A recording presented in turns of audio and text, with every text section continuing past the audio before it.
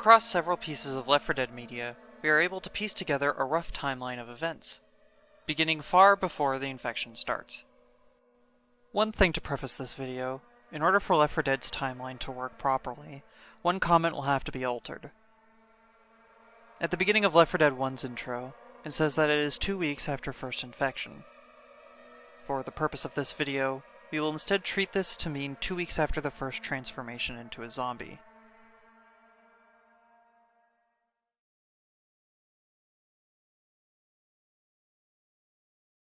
Many companies in the Left 4 Dead universe were founded 50 plus years before the start of the infection.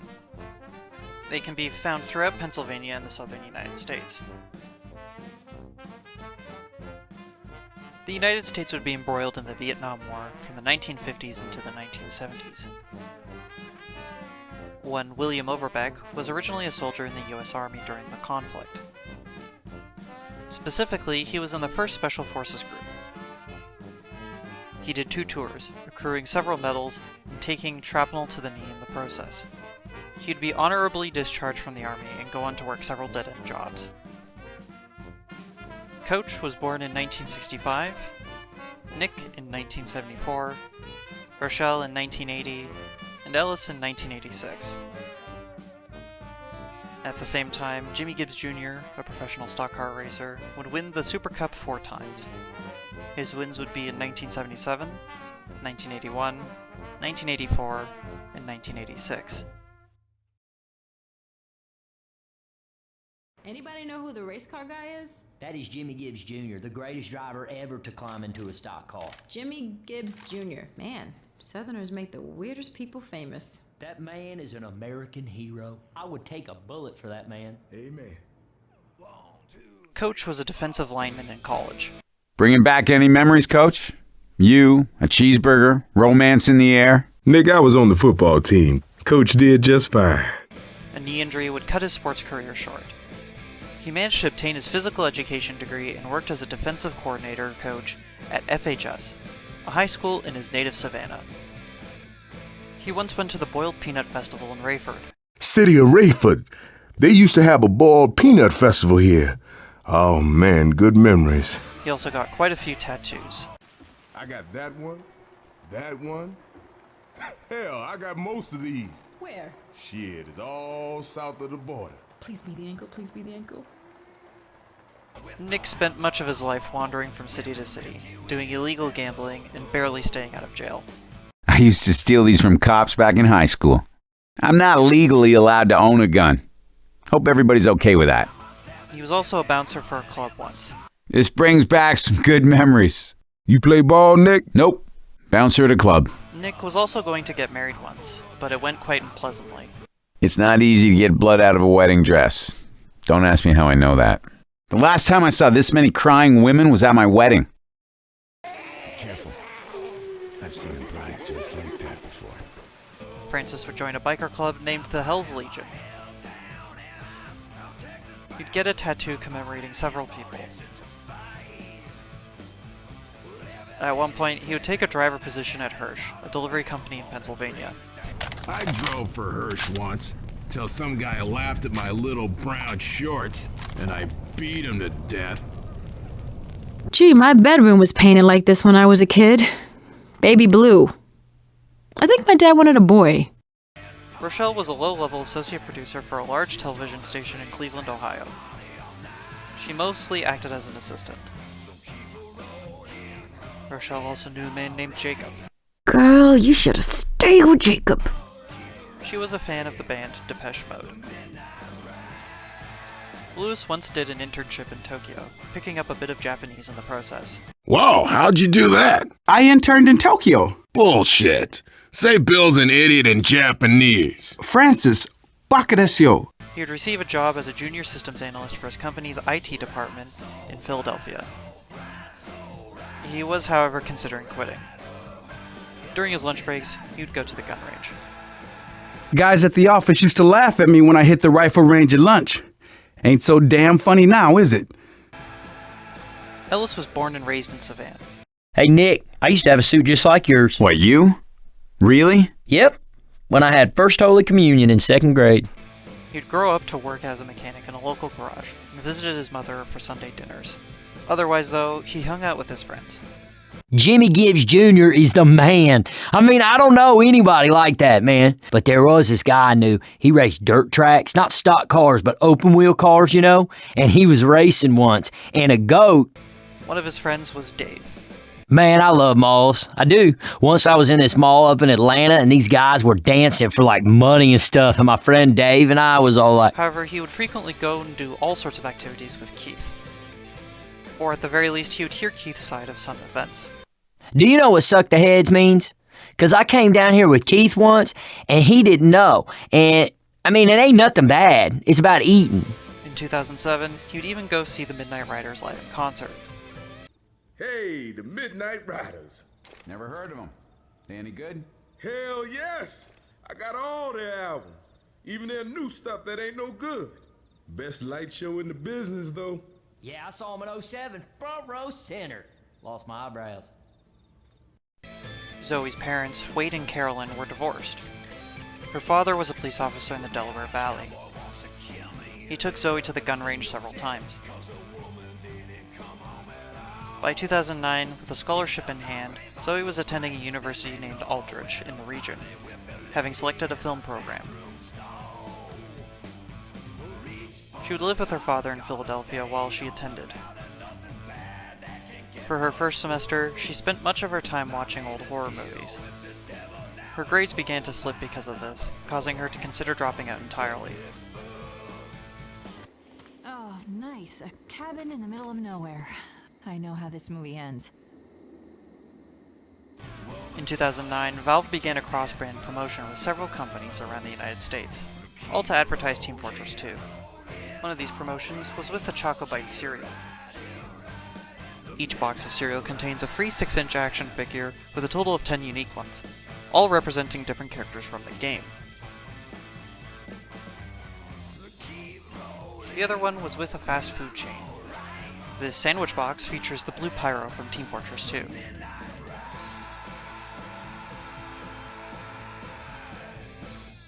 And this crushed drink, appropriately named Heavy Gulp, has the red Heavy on it.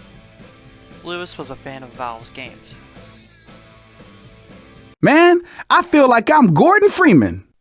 By this point, the small town of Riverside, Pennsylvania had hit a population of roughly 6,500 people. A children's animated film festival was planned to take place between the 23rd to the 25th of October 2009. Mercy Hospital was in the midst of doing a blood drive, while undergoing renovations in their upper floors.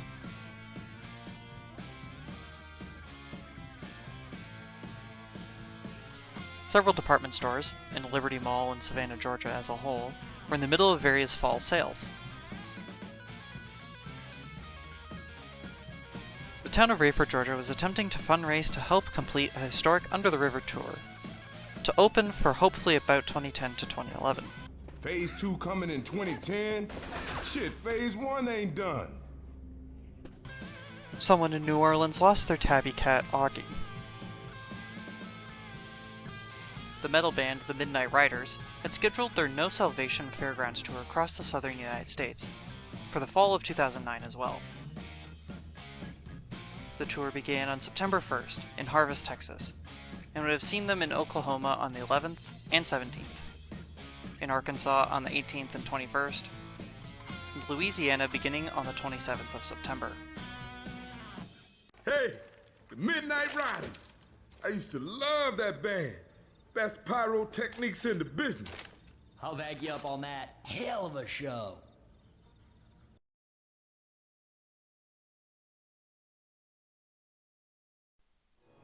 A Savannah area newspaper reported on September 25, 2009, that the green flu was in the United States. Experts warned that it was likely that huge swaths of the population were already infected. The Savannah airport was closed because of this, and some speculated that Midnight Riders were going to have to end their tour prematurely. We heard reports that the virus spread through mammals, but I have no idea if that was true. CETA, or the Civil Emergency and Defense Agency, would begin the process of issuing medical advice. Other airports that were still open, like the Metro International in Newburgh, began to issue their own anti-infection advice.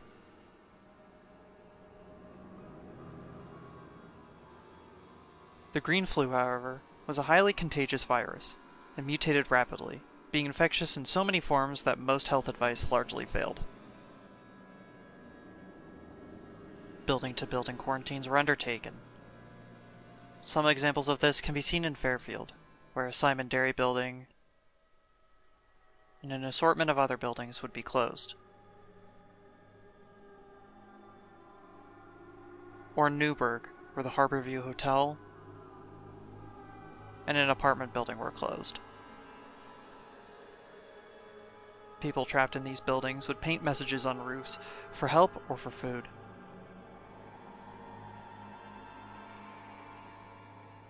A pair of people trapped in their quarantine apartment would die. One of them would bleed out on their balcony. Meanwhile, Liberty Mall was still finishing their planned renovations. Jimmy Gibbs Jr. and his car were scheduled to appear at the mall all month to celebrate the full reopening of the mall on October 14th. The Midnight Riders, in the end, continued their planned tour and had their stage show set up for their appearance at Whispering Oaks Amusement Park in Georgia. Nick would travel down to Savannah in order to try and scam people on riverboat cruises. Ground zero for the transformations began roughly in the Delaware Valley region. By October 2nd, the first transformation took place, as well as some of the first deaths and killings of the infected. October 4th, 2 days later, would see the transformations continue, and even a friendly fire incident among survivors. That day would also see our original group of survivors get caught in the apocalypse. Francis claims to have attempted a robbery of a pawn shop, but was caught by the police. He told his friends about this at a bar. His current fling, Sandra, was infected with the green flu. She'd begin to turn, but Francis's friends saved him, before turning their attention towards the collapsing world around them. Many of Lewis's coworkers didn't show up to work that day, due to fears of the flu. He and a couple of people would still go into the office. One of these people was infected and started to turn, attacking Lewis while he was in the washroom. Zoe, meanwhile, was having dinner with her mom and dad at her dad's apartment. An infected man broke into their apartment and attacked her mom first. Her mom would rapidly turn and attack her dad. To prevent her dad from turning, Zoe shot him with his gun. Finally, Bill was scheduled to undergo surgery for his leg at the Veterans Hospital. While receiving anesthesia, one of the surgeons turned into a common infected, attacking the other surgeon, before turning to Bill. Barely fighting the anesthesia, Bill managed to exit the hospital and fight his way back to his apartment, where he would don some of his old military gear.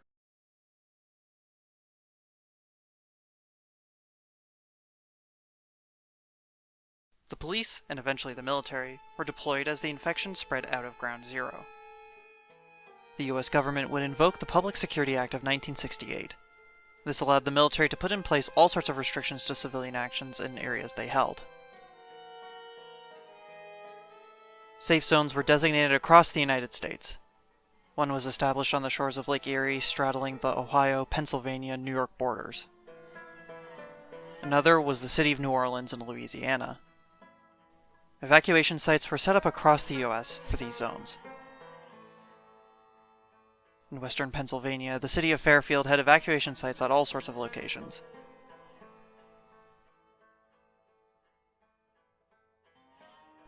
Riverside's First Church would act as a site for the small town and surrounding region. Obituaries poured in as people went through the Riverside Church. Among those listed include children, pets, a 91-year-old woman, and a group of people stranded in Pennsylvania from the UK. By this point, CETA was well aware of the various special infected, and had begun compiling data on how frequently people transformed into these horrors. As this was all happening, the South was already in the process of evacuations. CETA declared that the Gulf town of Ducatel would not get an evacuation site, and would send flyers telling people to head to New Orleans. As early as October 1st, some were already leaving or passing through for various places in Louisiana.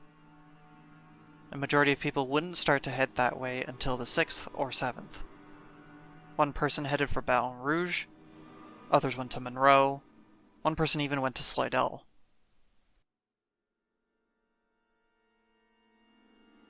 The village on Marais, a small bayou hamlet near Interstate 10, decided to purposefully isolate themselves and refuse any outside help from the US government. No CETA and no military. No CETA, no military, stay out. Do you think they put the sign up before or after the infection? Metro International Airport would act as an evacuation site for the city of Newburgh and the surrounding countryside. It would soon be quarantined, and would lead the military to take over the Daughtery family farm in the nearby Allegheny National Forest. This farm would become Evacuation Outpost Echo. Soon, Fairfield would be outright quarantined as a whole, with the military building large-scale barricades and barriers, even bringing in howitzers. Evacuation sites there would be overrun. At Mercy Hospital, government officials attempted to defend the interior of the building, placing makeshift barricades in various hallways.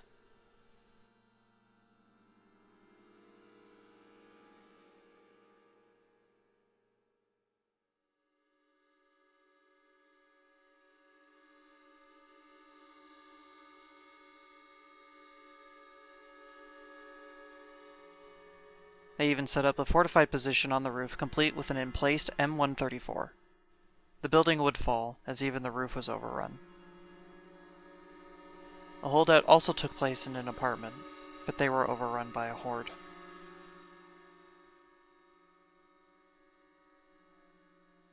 Police officers would die trying to hold a street barrier in the city.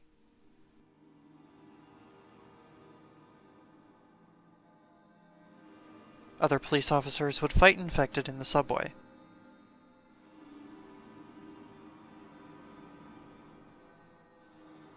Two military members would attempt to hide out in a warehouse as well. A train would derail in Fairfield, falling from the bridge it was on, crashing into the street below.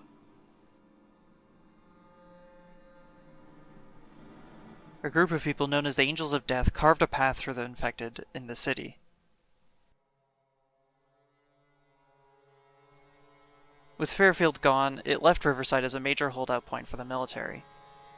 Barricades would be established, and the military would seize a home near the Riverside Park as a small base.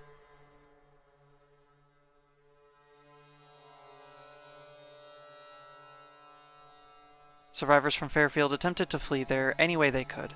A team of people in Fairfield attempted to upgrade a delivery truck to withstand the infected.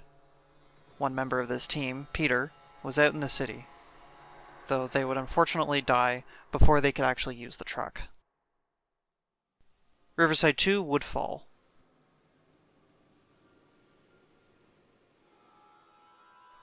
While there was a major military presence in Newburgh, there doesn't appear to be evidence for a large-scale military holdout in the city.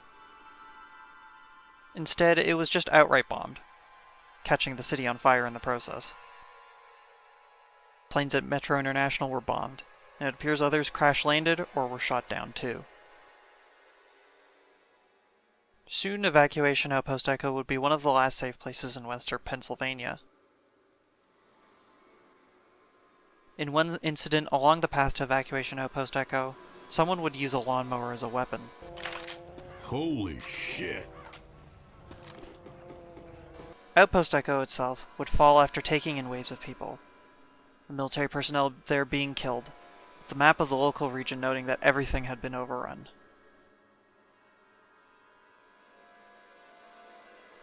With Outpost Echo fallen, people still alive and heading there weren't sure what to do. Various other places that were already overrun were suggested or mentioned. One of the last recorded dates for people going through or leaving Ducatel was the 15th. The four original survivors of Francis, Louis, Zoe, and Bill would meet up somewhere in or around Philadelphia and headed westward, likely attempting to reach the safe zone.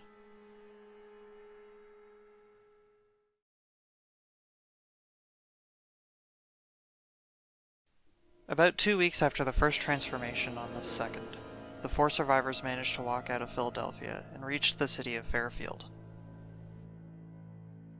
While there, they would discover new green flu mutations, one of which was the boomer. Ain't seen anything like this before. Jesus, don't let that stop you from smearing it all over yourself. They're changing. God! While dealing with infected in the streets, a helicopter for a local news channel would fly by. Lewis attempted to grab its attention, but the group would accidentally alert a large horde of infected by a car alarm. A tank, also alerted by the alarm, would chase them up to an apartment's roof. There, the helicopter would fly past again, telling anyone alive to head to Mercy Hospital to be picked up.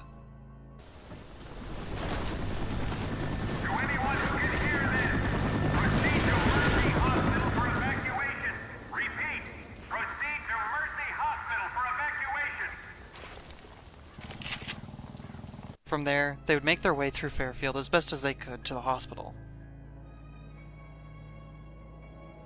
On the way, they passed a gas station with possibly explosive results.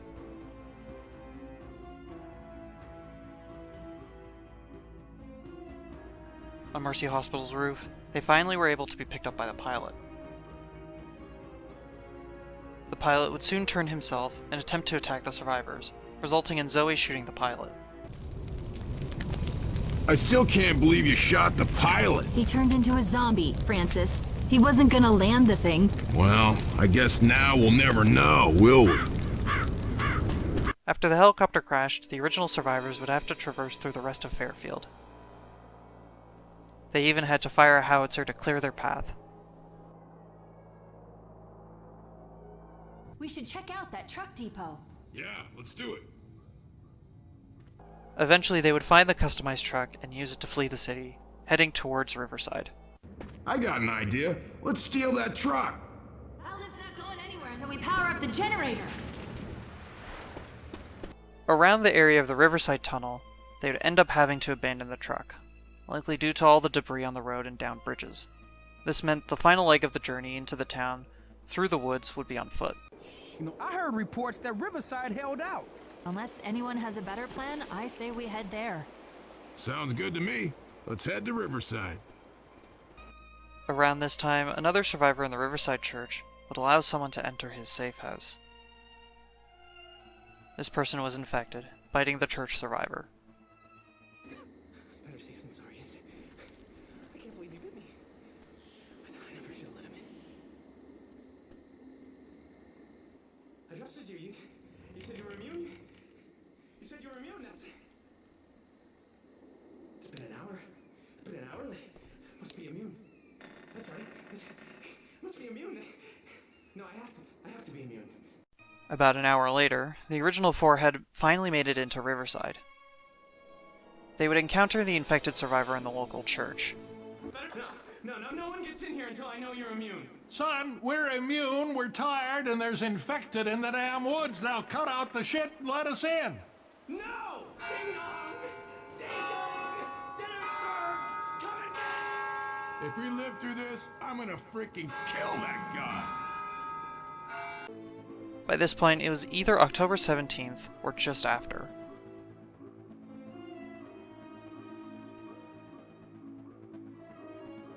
After dispatching the church guy and the horde he called, the survivors would proceed through the town, before arriving at the Riverside Park.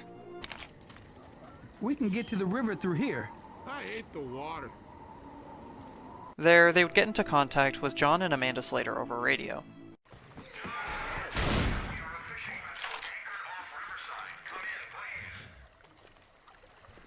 They offered to help the survivors escape the overrun town and head upriver to the safe zone. Hello?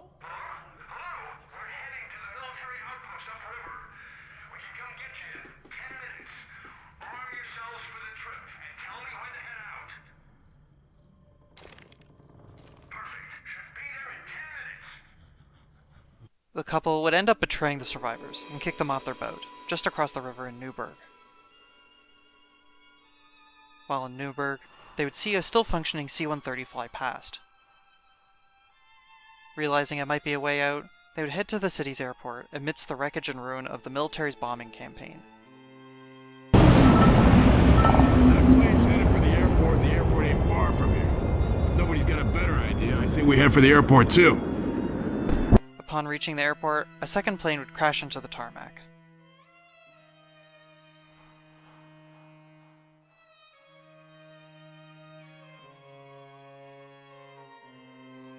I get fueled up, I can get going here. Come on, you folks with me? All right, gas me up, and we can fly out of here. The pub's gonna make a real racket, so you make sure you're ready for a fight. The C-130, though, was out of gas and required a refill. Survivors would manage to do it and fly out of the city.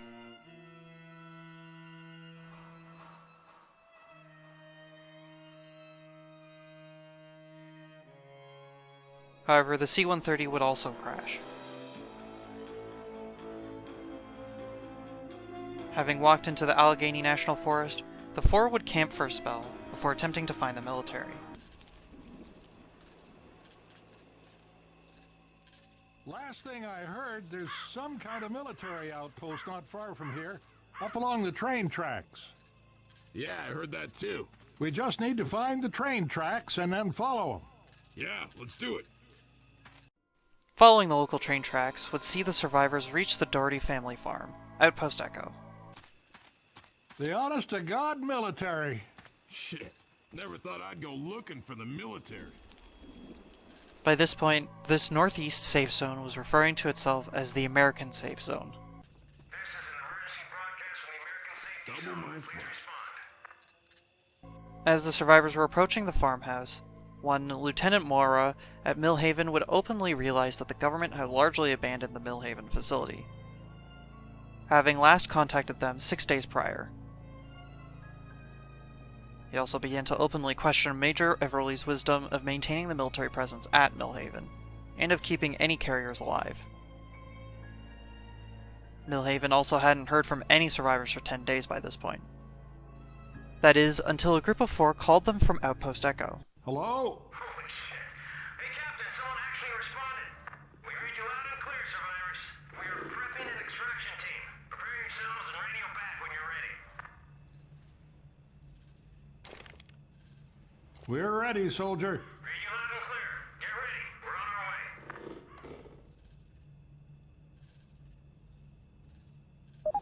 way. Okay, people, listen up. Help is on its way. We're almost out of this. An APC would be dispatched to the farm, with Mora requesting to be part of the crew. While the survivors believed they were headed to the safe zone, in reality they were being brought back to Millhaven.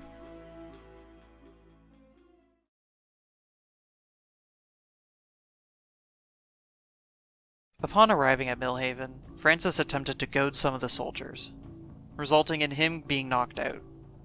The military were also finishing burning a wave of infected bodies. Roughly 2 days later, Francis and Lewis were in a detention cell. Bill and Zoe were sent to be studied by the resident doctor. By this point, every attempt at a cure to the green flu had failed. Most people that hadn't turned are carriers. This includes the doctor, as well as the survivors. Carriers being people who are infected, but don't experience any symptoms whatsoever. This means they are highly contagious without knowing. Meanwhile, Mora reported directly to Everly about his extraction debrief. Mora recommends that Millhaven be abandoned and the troops at Millhaven be relocated to Echo Base. His experience as part of the APC crew led him to believe the infected could overrun the facility. By this point, it had been 9 days since Millhaven had heard from command. Everly reasserted the chain of command and ordered Mora to drop the notion of leaving Millhaven. Instead, Lieutenant Mora stages a mutiny against Everly by activating the evacuation alarm with Penna, Brooks, and Davis. The alarm would attract a large horde, including a witch. The original survivors, the doctor, as well as the guards Jeff and Annie would join together to try and escape Millhaven. Bill had a grander plan, but its first steps required a train. Mora and his group would quickly be overrun, and Mora would lose his gas mask and become infected.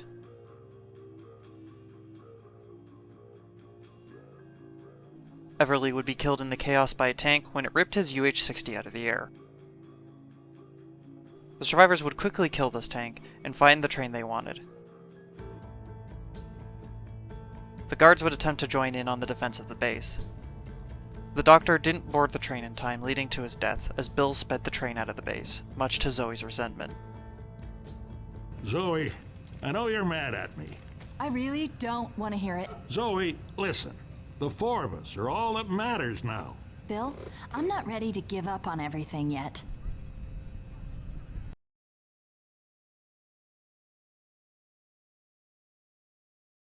Most of the northeastern United States had fallen to the infected, with the infection itself spreading southwards, overrunning or causing every designated evacuation site to be abandoned.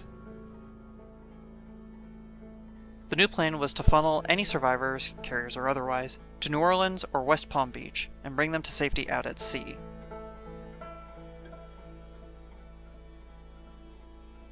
The military had begun pulling assets from deployments in the Middle East in order to assist with the situation in the US. They were so desperate, camos had not been repainted to match the greenery of the eastern United States. In Left 4 Dead 2, we had the opportunity to do something a bit less generic and use some more interesting guns, while still being aware that we had to justify their place in the game. The desert rifle, for example, is used to suggest that the military had rerouted guns meant for the Middle East back to deal with the domestic crisis, hence the desert camouflage scheme on the gun. New Orleans was divided into two. The safe area would take the French Quarter. The military would turn it into a quarantine zone where people were evacuated. People were separated out, with some believing them to be carriers. One person that came to this zone stayed for a week. Many locals of the city were excluded from the zone, leaving many areas outside of military protection, even though they were right there.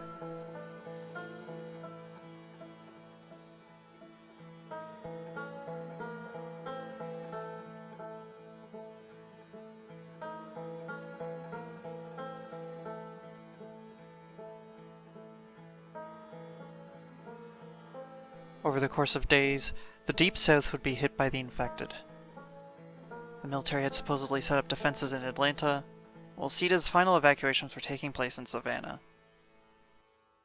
After people started calling in sick at her station, Rochelle was finally given the chance to produce her own segments on the infection. She was sent down to cover the evacuations in Savannah, but as she was going to start her newest one, the infection ripped through where she was reporting from. Holy shit, zombies. I saw the news reports. Hell, I produced some, but wow. An evacuation site at the Whispering Oaks amusement park would soon be closed.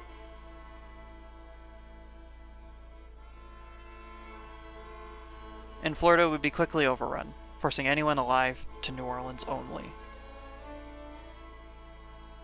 Elsewhere, a garage sale would take place in Ducatel, as it was overrun. A person would be attacked by a horde of infected in the house hosting the garage sale.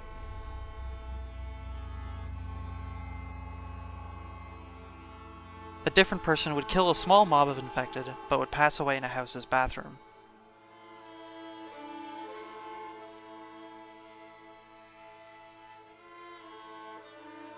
Hordes of witches would be attracted to the abandoned Ducatel sugar mill, something noted by others passing through or remaining in the town.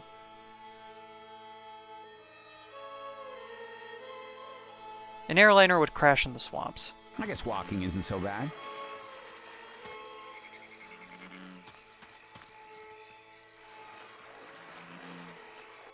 A US military member would parachute out of their aircraft, but would become entangled in the trees and die there. The village en Marais would last for some time, with several survivors taking refuge in a rundown plantation home.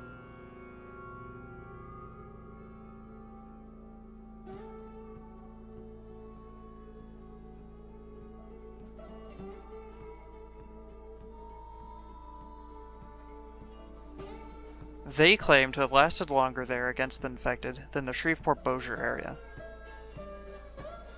Any survivors from the village left to go downriver, however.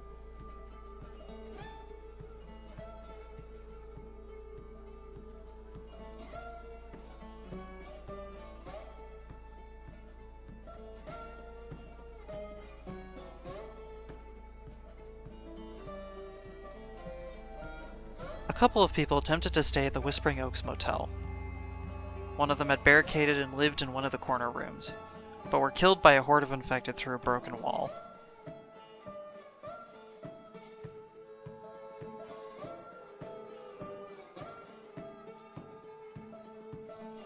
In Rayford, Georgia, a two-seater plane would crash land on the street. People in a pool hall attempted to board the windows and doors of the building, to no avail.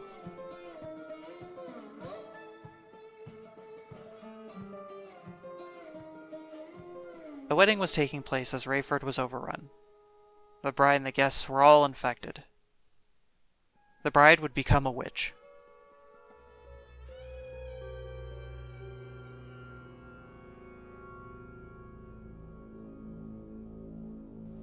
The military had captured several infected, including a tank, and put them all in a boxcar.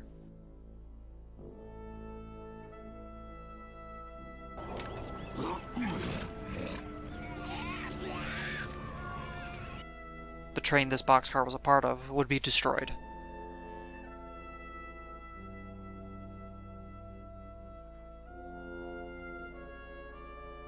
The Angels of Death would also travel south and headed through Rayford, killing numerous infected.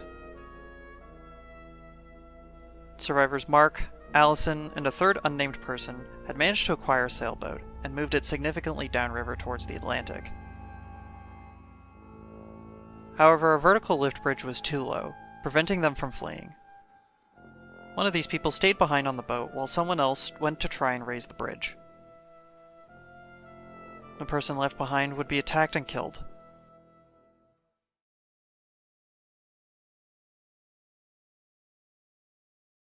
The original survivors would reach an already overrun Rayford by their train, roughly 5 days after the events of Millhaven.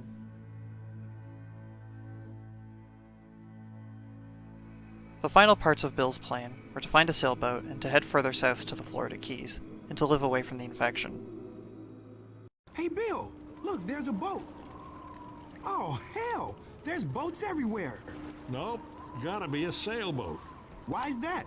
I ain't stopping a boat every 15 minutes to go look for gas. While looking for a boat, Lewis would be attacked, injuring his leg. They would also have to deal with the tank stuck in the train car. Lewis, you gonna open that door or what? Me. The 4 original survivors would find the sailboat themselves, and realize the exact same issue the previous sailboat owners had. In order to get it to open waters, they would have to raise the bridge. Their attempt would attract a major horde, including 3 tanks, but one of the generators used to move it failed. Bill would choose to jump down from the bridge to restart the generator.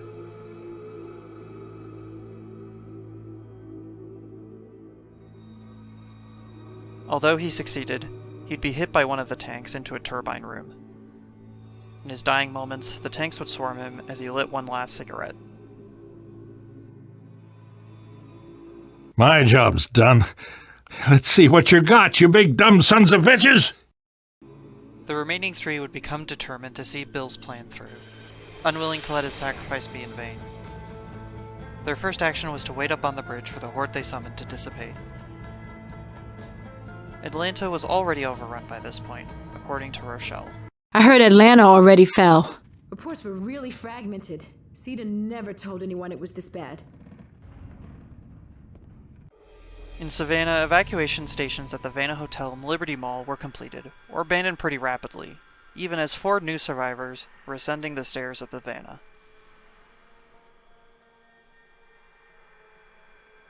These new survivors were Nick, Coach, Rochelle, and Ellis.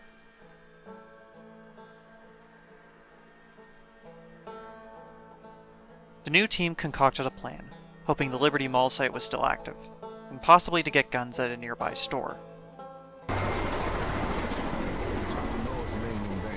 You're serious, aren't you? Yeah, I'm serious. Grow up, guys. May have escaped y'all's notice, but this building's on fire. Dollars to donuts. That chopper's heading to the mall across town. I trust you. You look like a man who knows his donuts. There's a gun store on the way to the mall. What do you say we pay it a visit? Now we're talking. I agree. The owner of that local gun shop, Whitaker, would allow the survivors to use his guns, and would clear a path to the mall, if they got him some pop from the convenience store.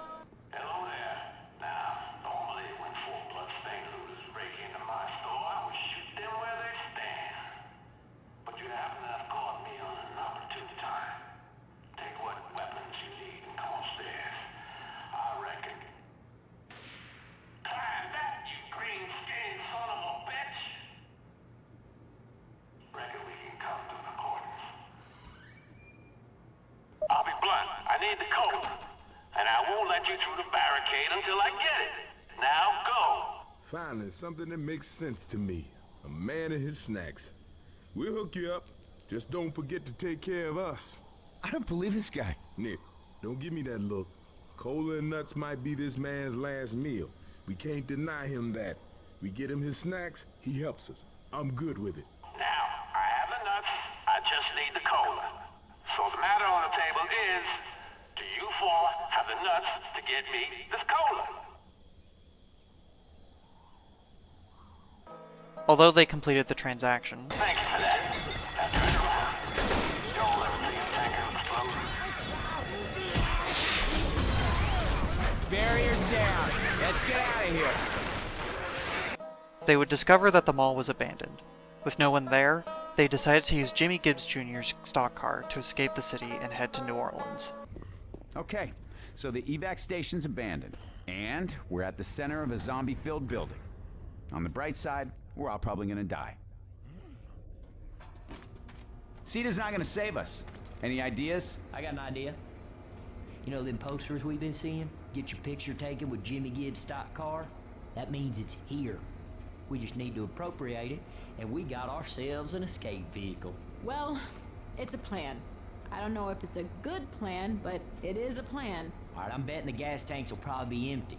We're gonna have to gas it up before we haul ass. Okay, let's gas up the car and get the hell out of this mall. Let's get some gas! After refueling Jimmy Gibbs' stock car, the survivors would pile in and hop onto Highway 16 going west.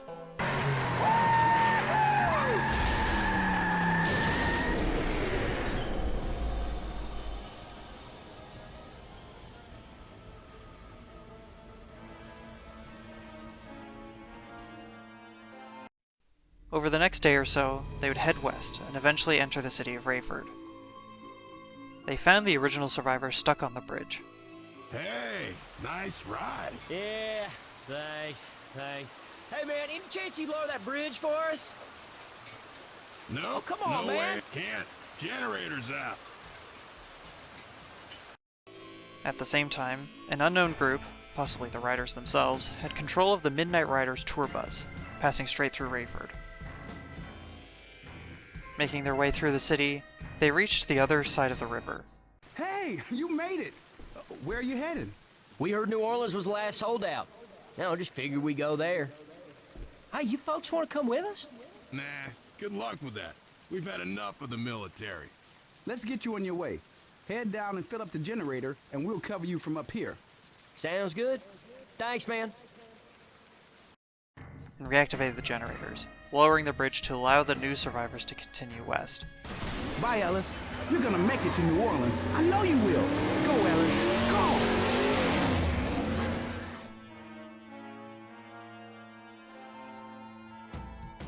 The original survivors soon boarded the sailboat, sailing out to the Florida Keys, and finally finding an island for themselves.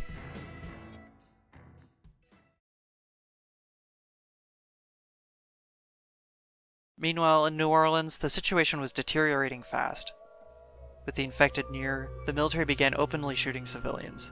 These bodies are not infected.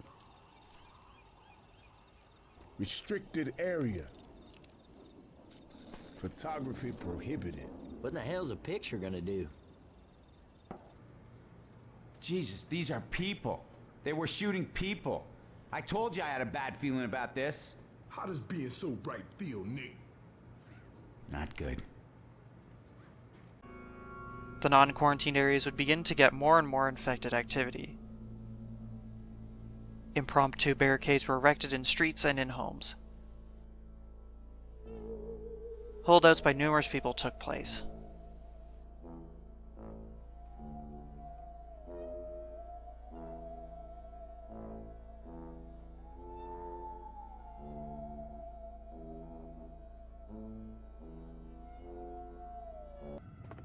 There was some kind of war going on out here. A military CH-53 would crash land and set alight numerous homes. Zombies didn't take down this helicopter.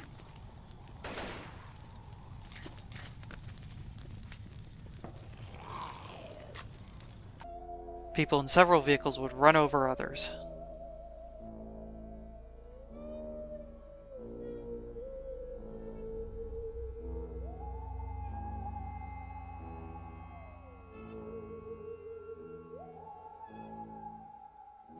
A major skirmish would take place in a pool hall.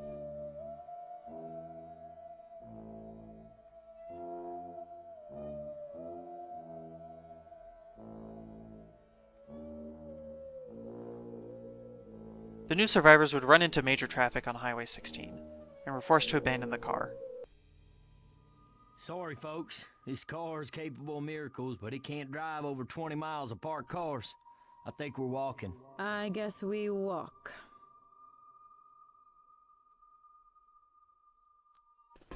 Wow, look at all these cars. Poor dumb guys, they thought they could escape on foot.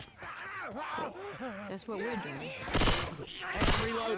Without many options, they would head to the nearby amusement park, Whispering Oaks. Hey, Whispering Oaks. Shit, I used to go there when I was a kid. Oh, good. Now we can die there as adults. Well, might as well head to those lights and join the party. There, they spotted a helicopter flying by. Look, there's a chopper. A coaster.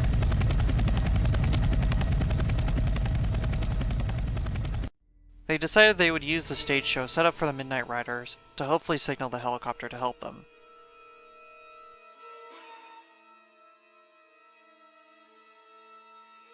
While they succeeded, the pilot would become infected, forcing Nick to shoot him. You know what? No more helicopters. I'm just saying that now. I'm good. Shit. That pilot just changed. One minute he was flying us to safety, the next he was... Well, I am pretty damn sure he was trying to eat us. I can't believe none of you were gonna shoot him. Next time someone wants to shoot our pilot, can I get a little warning? Nick, what the hell? You shot the pilot. Well, he wasn't doing a very good job once he became a zombie, now was he? True, he was a zombie, but he was also our only pilot. I shot a zombie. He was a zombie, Ellis. He must have gotten bitten before he picked us up. The new survivors would crash land near the village on Murray. They would try to find help in the area, but found the region overrun and abandoned. Zombies got here too. They headed out to a plantation by the river. I don't want to stay here. Let's follow him. At a deteriorating plantation home, though, they got in contact with a boat driver named Virgil over the radio. Hello?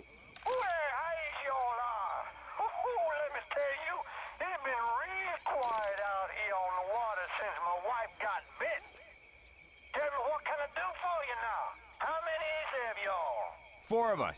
We have money if that helps. Where y'all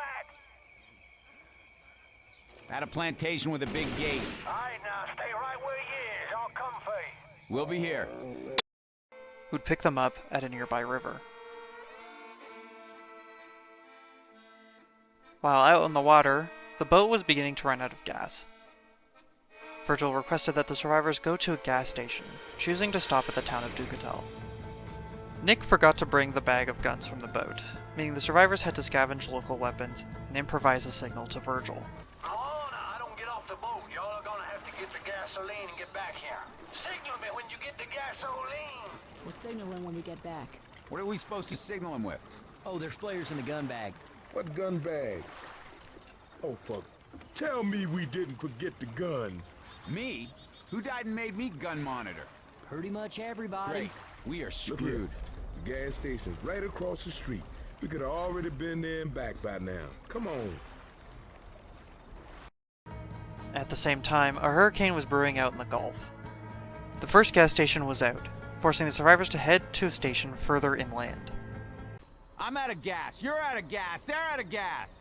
The old sugar mill? Are you kidding me?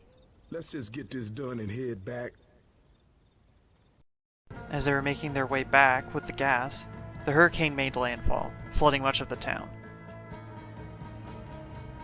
The survivors used the local burger tank sign to signal to Virgil that they were ready to be picked up.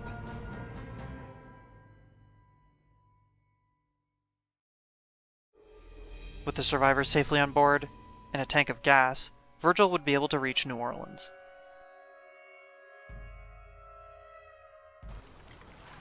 Now, Virgil ain't going no further, but y'all can make it to the bridge from here. You're all right, Virgil. Y'all take care now. See you later, Virgil. We've been through hell getting here. Now we're at the last mile. Let's make this count. As they arrived, much of New Orleans was already overrun. The last evacuations had taken place, and the Veterans Memorial Bridge had one of its spans raised by one man remaining on the western shore. The military had deployed F-18s to start bombing much of the city and narrowly hitting the survivors themselves as they made their way through the streets. They're blowing this bridge to cover a retreat. If we want to go with them, we better hurry. I heard that. Let's move. One of the targets for these bombings was the bridge. Though much of the span had collapsed or was weakened, it still stood. The survivors would reach the bridge, and they finally got in contact with the military. Before we run across this bridge right toward the people who've been dropping bombs on us, anyone want to talk about a plan B? I don't. Oh, yeah. Okay, we ready? Finally on the bridge. Rescue 7, this is Papa Gator. Over. This is Rescue 7, over. Rescue 7, what is your repair status? Over. Repairing. Those sound like soldiers. Did not copy. Somebody Say talk again, to Rescue them. 7. Over. 10 minutes, over. Copy that. All lambs extracted. Last buzzard starts running. 15 minutes. Is somebody gonna pick up the radio? Over. Roger, Papa Gator, 15 minutes. Be advised, we have seen flashes on the west bank. Visually confirm west bank is clear. Over. West bank is clear, Rescue 7. They're talking about us. Clear. Over. Negative. We are seeing something. Over. Rescue 7, are you, seeing Whiskey Delta or friendly? Over. Unclear. Somebody pick up the radio. Whiskey Delta or friendly? Over. Papa Gator, we're not sure. We're seeing, multiple personnel and small arms fire. What is our current ROE? Somebody want to grab that radio? Rescue 7, all lost lambs are accounted for. Targets should be considered hostile. Only prosecute targets that are a clear threat. Over. Roger, Papa Gator. All personnel on floating LZ. Clear for last buzzard run. Over. Affirmative, Rescue 7. Keep the bridge deck clear. Last buzzard run will start in 15 minutes. Out. Affirmative, out. Oh shit, don't do that. We're on the bridge. Rescue 7. That's coming from the bridge. Last buzzard. Stand down. Stand down. Bridge. Who is this? We're the people on the other end of the bridge. Bridge. Are you immune? I ain't sick. Negative, Bridge. Are you immune? Have you encountered the infected? Well, hell yeah, we fought zombies. Rescue 7, are you equipped for carriers? Affirmative, Papa Gator. Bridge. That sector is clear of friendlies. Your only remaining pickup is on the east bank of the bridge. Our last chopper is leaving in 10 minutes. You need to lower the span and get across to the east end. Be advised, the bridge is crawling with Whiskey Delta. Thank you, sir. Good luck.